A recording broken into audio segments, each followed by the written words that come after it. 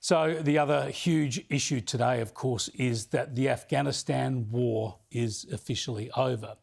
The quickest way to end a war, as they say, is to lose it. But this took 20 years.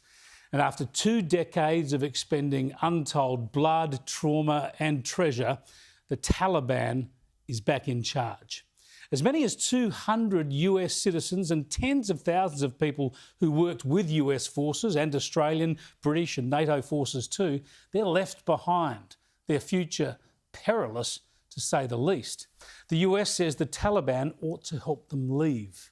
I mean, seriously, we expect the Taliban now to help their enemies leave the country. Left behind also is a staggering array of military hardware, including up to 500,000 firearms, 20,000 Humvees, as well as all sorts of other vehicles and equipment. Also lost in the Badlands of Afghanistan is American prestige, American authority, and global confidence in the staying power and competence of the US administration under Joe Biden. Last week, we saw that horrific terror attack at Kabul airport. Another attack was thwarted by US missile fire a couple of days ago. We have to expect more atrocities in the future, both in the way women and minority groups are routinely treated right across Afghanistan, and of course also through more terrorist horrors. And let me show you something that demonstrates how quickly and horribly things have changed in Afghanistan. Taliban gunmen turned up at a TV station late last week and they joined a television political commentator, show much like this apparently, on air. And he told the audience not to be afraid as he read a statement from the Taliban.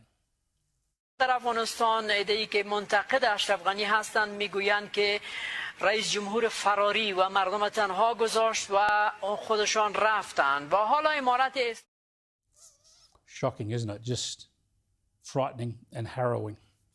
Now that the US and other forces are out, now that the Taliban are left to their own devices, we can only expect to see that situation become a lot worse. Joe Biden didn't make an appearance today. They don't like to work him too hard, of course, but his Secretary of State did. And here was the great democratic superpower of the US having to talk about the extremist zealots of the Taliban as some kind of diplomatic partner. The Taliban has made a commitment to prevent terrorist groups from using Afghanistan as a base for external operations that could threaten the United States or our allies, including al-Qaeda and the Taliban's sworn enemy, ISIS-K. Here, too, we will hold them accountable to that commitment. But while we have expectations of the Taliban, that doesn't mean we will rely on the Taliban. Pretty sickening, isn't it? Very humiliating for the US and troubling for the world. Blinken, by the way, reeled off a list of nations consulted about the withdrawal and the path forward, but he missed out Australia, a nation that's only put 25,000 troop rotations through Afghanistan over the past 20 years, surrendering 41 of our own lives.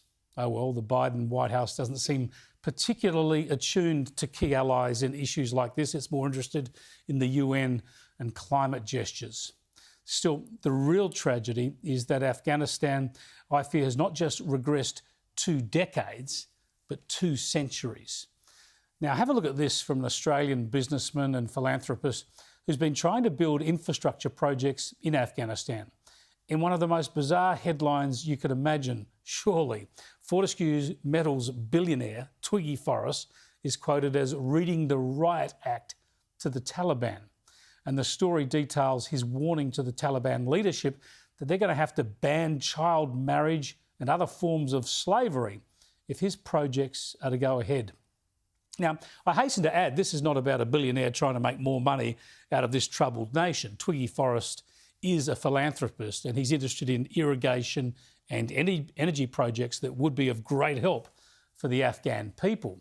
But he's quoted in this article as saying we would meaningfully engage with anybody, including the Taliban, if they guaranteed equal education outcomes for girls and boys, adding that the Taliban would have to abolish all forms of forced slavery, including so-called forced marriage, abolish child marriage, and eliminate modern slavery.